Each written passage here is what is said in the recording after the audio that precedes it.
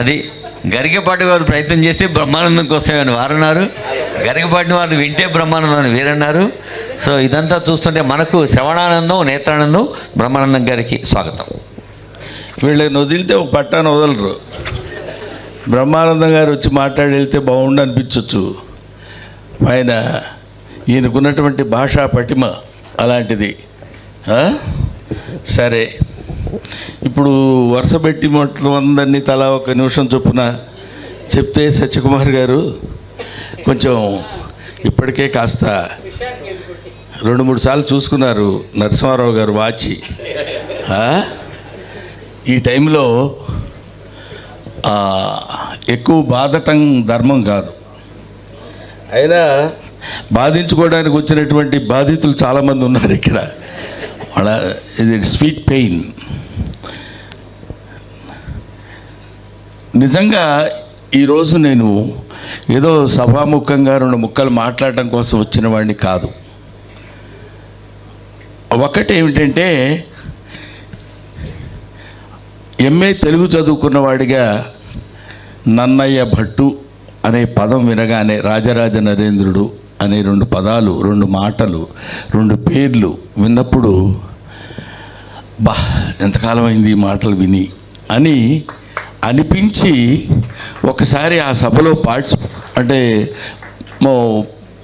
సభకు వెళితే బాగుంటుందేమో అన్న ఆశ, కోరికతో ఒప్పుకున్నాను. ఒకటి.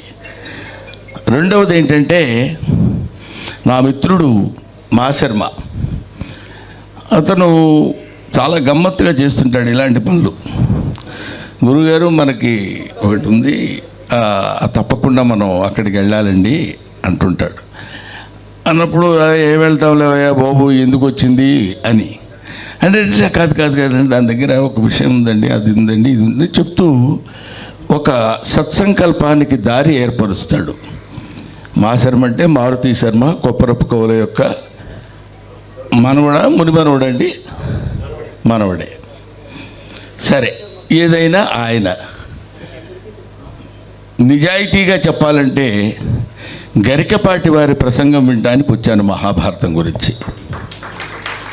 ఇది ఏదో దాన్ని ఏమంటారు, ఇక్కడ ఉన్నాం కాబట్టి వాళ్ళ మాటలు చాలా అద్భుతం, వీళ్ళు చాలా గొప్పవాళ్ళు అని చెప్పడం కాకుండా, ఆయన అధ్యయనం చేసినటువంటి విధానాన్ని, అంటే మహాభారతాన్ని ఏ కోణంలో ఆయన చెప్తారో వినాలనేటువంటి ఒక కోరికతో ఇక్కడికి వచ్చాను. ఆ తర్వాత ఇందాక చాలా గొప్ప విషయం ఏంటంటే, భారతీయం సత్యవాణి గారు చాలా కాలం నాకున్న, అంటే అప్పుడప్పుడు ఈ సభలకి వాటికి వింటుంటాను ఎక్కువ. ఆ వింటున్నప్పుడు ఆవిడ చెప్పిన స్టోరీ మాత్రం, కథ ఉన్నదే చాలా అద్భుతంగా ఉంది. వెంకటేశ్వర స్వామి భాష కోసం నేను తెలుగుదేశంలో అవతరించాను అని చెప్పింది. చాలా, అంటే అది హాస్యానికి సంబంధించినట్టు ఉన్న అంతర్గర్భితంగా ఒక అద్భుతమైనటువంటి భావన ఉన్నది. ఆ కథని ఎవరు ఏర్చి కూర్చారో కానీ వారికి నా హృదయపూర్వకమైనటువంటి నమస్సుమాన్యాలు తెలియజేసుకుంటున్నాను. ఇది ఇంతవరకు ఒళ్ళు దగ్గర పెట్టుకుని మాట్లాడాల్సింది, ఎందుకంటే ఎవరిని మర్చిపోకూడదు. కాకపోతే నా బాధ ఏంటంటే, ఉన్న 10 మంది పండితులు, ఇక్కడ కూర్చున్న 10 మంది పండితులు, మహాభారతం గురించి అందరూ తెలిసిన వాళ్ళే, తెలిసిన వాళ్ళకే ఈ విషయాలు తెలియజేసుకుంటూ ఎందుకు కూర్చుంటున్నామో అర్థం కావట్లేదు. తెలియని వాళ్ళు 90% of Indians are not known about Mahabharatam. వాళ్ళకి తెలియపరిస్తే బాగుంటుందేమో అన్న భావన నాకు కలిగింది. తర్వాత నేను సినిమా యాక్టర్ని కాబట్టి పిలుస్తారు జనరల్గా, ఎందుకంటే ఏదో ఒకసారి ఎప్పుడో నేను ఈ బొమ్మెరపోతన గురించి 2 ముక్కలు 4 పద్యాలు అప్పుడు వచ్చు, చిన్నప్పుడు చదువుకున్నాయి. ఆ పద్యాలు ఎక్కడో సభలో మాట్లాడా. అక్కడి నుంచి పట్టుకున్నారు నన్ను.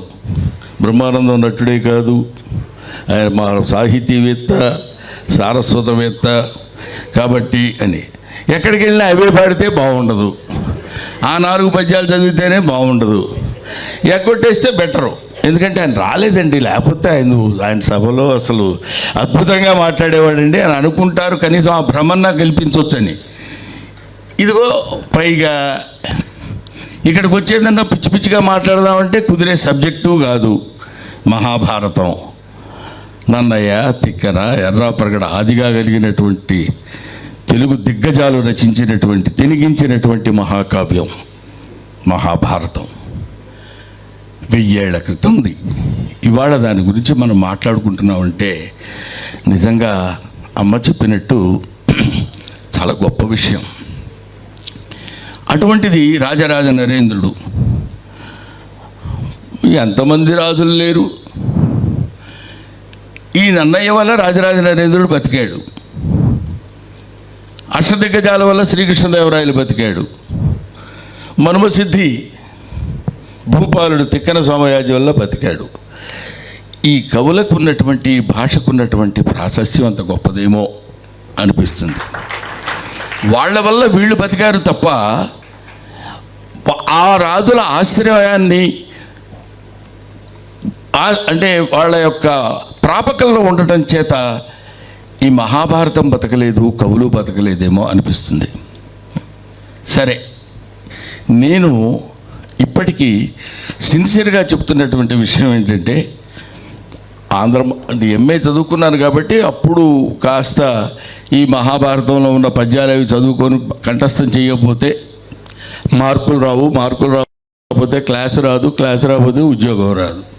అందుకని చదువుకున్నప్పుడే తప్ప మహాభారతం మీద అత్యద్భుతమైనటువంటి ప్రేమ ఉండి చదువుకున్న వాడిని కాదు. ఇది అక్షర సత్యం. సరే, సుహాసిని ఆనంద్ గారా, సుహాసిని ఆనంద్ గారండి, రెండు ఆవిడైనా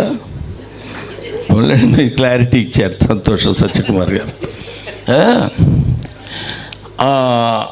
అంటే నాకు సుహాసిని ఆనంద్ గారిని మాట్లాడుతున్నానండి నేను. నా పేరు సుహాసిని ఆనంద్. అంటే ఈ మధ్య ఏంటంటే కొన్ని గమ్మత్తైన పేర్లు ఉండే అంటారు చివరిలో, రాకేష్, లోకేష్, మిష్ అట్లాగేదో. అలాగా ఏంటంటే కాదండి, ఆవిడ నేను స్పోక్స్ పర్సన్ అండి బీజేపీ. ఓహో, అప్పుడు అమ్మ మీరు ఇంతకుముందు ఏమైనా లెక్చరర్గా చేశారా అని అడిగాను నన్ను ఆహ్వానించినప్పుడు. లేదండి నేను స్పోక్స్ పర్సన్గా చేస్తున్నాను.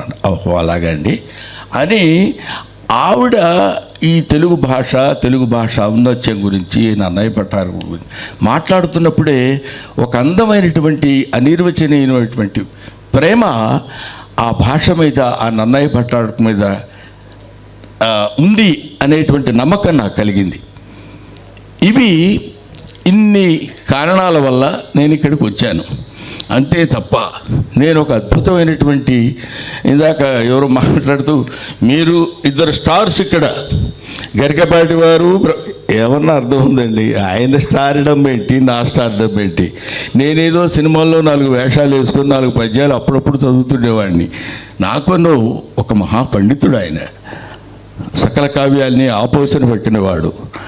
దానికి ఈ రోజుల్లో ఇప్పుడున్నటువంటి యూత్కి దాన్ని ఏమంటారు, ప్యాంటు షర్ట్ వేసి చూపించేటువంటి వ్యక్తి ఆయన. అది గరికపాటి వారు. ఆయన ఏదన్నా మాట్లాడతారేమో విందామనుకుంటే సడన్గా నా పేరు ముందు అనౌన్స్ చేశారు. ఇప్పుడు నేను మాట్లాడగానే వెళ్ళిపోతాను. నాకు అదొక పెద్ద దాన్ని ఏమంటారో అలవాటనాలో జబ్బనాలో తెలియదు. ఎందుకంటే ఇందాక టైం ప్రకారం రావాలండి అనేది ఒక పద్ధతి ఉంది. మన ఇష్టం ఉందా ఇక్కడ హైదరాబాదులో టైం ప్రకారం రావడానికి? ఎక్కడెక్కడో మణికొండ నుంచి పడి రావాలి. ఎన్ని సిగ్నల్స్, ఎంత ట్రాఫిక్, ఎంత గొడవ, ఇవన్నీ తట్టుకొని రావాలి. మళ్ళీ ఇక్కడి నుంచి అక్కడికి వెళ్ళాలి. వెళ్ళిన తర్వాత కాస్త వృద్ధాప్యం వచ్చింది. ఈ వృద్ధాప్యంలో ఏంటంటే జనరల్గా తలకి రంగేసుకున్నాం తప్ప పెద్దంత యంగ్ పీపుల్ ఏం కాదు. ఈ దీంతో కొట్టుకుంటూ మళ్ళీ అక్కడికి వెళ్ళేసరికి వాళ్ళు రండి అంటారు. మీకు తలకి రంగు వేసుకునే భాగం లేనట్టుంది మీకు. ఎందుకంటే ఆ బాధ మీకు అంత అది తెలియదు. ఉన్న దగ్గర నుంచి ఇది ఒక పెద్ద ప్రాబ్లం. సరే, ఏది ఏమైనా నాకు తెలిసిన ఒకే ఒక పద్యం మహాభారతాన్ని గురించి నేను చెప్పలేను. మహాభారతంలో లేనిది ఎక్కడా లేదు. మహాభారతంలో ఉన్నది అంతటా ఉన్నది అన్నాడు వ్యాసుడు. కాబట్టి అంతటా అనే పదానికే ఒక విశ్వజనీనమైనటువంటి విశ్వవ్యాప్తమైనటువంటి అర్థం అవుతుంది. అదేంటంటే అంతటా. కాబట్టి ఎక్కడ ఏ మానవుడు, ఏ జీవి, ఏ ఆత్మ నివసిస్తుందో అక్కడ మహాభారతం దానికి వర్తిస్తుంది. అటువంటి అత్యద్భుతమైనటువంటి ధర్మాన్ని నిబిడీకృతం చేసి రచింపబడినటువంటి గ్రంథం, తెనిగింపబడినటువంటి గ్రంథం మహాభారతం. ఇంతకంటే నేను ఎక్కువ మాట్లాడను. ఎందుకు మాట్లాడినంటే భర్తృహరి అని ఒక ఆయన ఉన్నట్టున్నాడు. ఆయనే ఓ సుభాషితాల్లో పద్యం రాశాడు. తెలివి ఒకంత లేనేడ తృప్తుడనై కరిభంగి సర్వమును తెలిసి తినంచు విహరించితి తొల్లి, ఇప్పుడు ఉజ్వలమతులైన పండితుల కడ ఇంచుక బోధశారినై తెలియని వాడనై మెలగితిన్ గతమయ్య నితాంత గర్వమున్నని. కాబట్టి చాలా గమ్మత్తైన పదం వాడాడు అక్కడ. తెలివి ఒకంత లేనేడ తృప్తుడనై కరిభంగి సర్వమున్ అన్నాడు. ఏనుగులాగా విహరించేటప్పుడు అంతా అసలు ఏమి లేనప్పుడు మనకంతా తెలుసు, దానికి పెద్ద మాట్లాడదాం. ఇక్కడ ఈ సబ్జెక్ట్ ఏమిటో కూడా తెలియదు. ఆ మహాభారతం ఎవరంటే అది రాసింది ఎవరు అని అడుగుతాడు. వీడేదో ప్రాంప్టింగ్ ఇస్తాడు. ఆ మహాభారతం ఆ నన్నయ్య తెక్కన వాళ్ళు రచించారు. ఇది ఆ రోజుల్లో ఆ రాజుగారి పేరేంటది, రాజరాజ నరేంద్రుడు. ఇది దీన్ని ఆయన చెప్పినటువంటి రాజరాజ నరేంద్రుడు కానివ్వండి. తర్వాత ఇప్పుడు ఈ సభను నిర్వహించిన వాళ్ళు ఎవరు, సుహాసిని ఆనంద్ గారు. ఏమీ రాకుండా కూడా మాట్లాడగలిగిన వాళ్ళు ఉంటారు. విహరించి తొల్లి, ఏనుగులాగా నా అంతటి గొప్పవాళ్ళు లేడని విహరించి తొల్లి. ఇప్పుడు ఉజ్వలమతులైన పండితులు అక్కడ, పాండిత్యం తెలిసిన ఉజ్వలమతులైన వాళ్ళ దగ్గర పెద్ద తెలుసుకోవాలా ఇంచుక బోధశాలినై తెలియని వాడనై మెలగతిన్ గతమయ్య నితాంత గర్వమున్. గతించిపోయింది, అంతం లేనటువంటి గర్వం. అటువంటి స్థితిలో ఉన్న నేను ఇవాళ మహాభారతం గురించి చాలా గొప్ప కావ్యం, అమ్మతోడు నా మాట నమ్మండి అని ఎన్నిసార్లు అని చెప్తాను నేను, అక్కర్లేదు. కాబట్టి గరికపాటి వారు మాట్లాడితే విని వెళదామని వచ్చాను. ఈలోపు ఇంకేమన్నా నిరికిస్తున్నారా? లేదు కదా. వారే చాలా సంతోషం అండి. నమస్కారం, నాకు ఈ అవకాశం కల్పించినందుకు.